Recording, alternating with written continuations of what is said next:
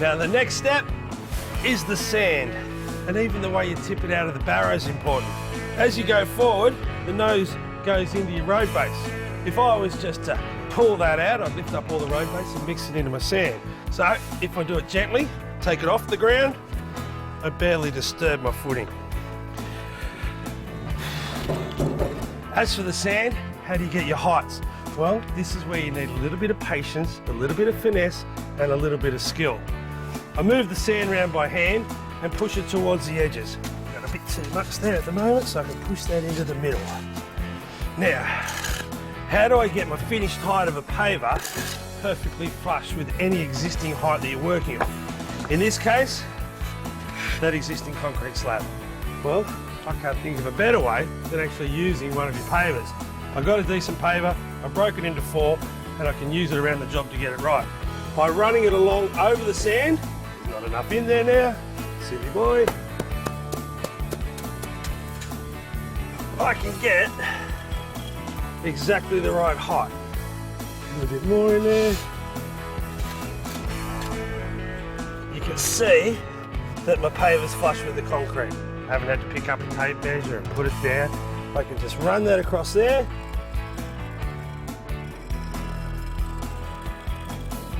And that's a perfect bed to start my paving. What do you do where you don't have a surface like that? Well, I've run a string line off the concrete and picked a height at the end of my job. I've got fall of 1 in 100. What does that mean? Well, over a metre, it falls 1 centimetre. Over 10 metres, it falls 10 centimetres. And if you look at that on a bubble, they call it line fall. You can see here that the bubble is touching the line, so I know that it's falling that way. This little pad here is perfect. If I continue moving the sand down, picking those 2 pads there up to touch the string line, I'll have a nice flat, level surface that falls perfectly around the corner. And because we're not putting any drainage in here, that's really important.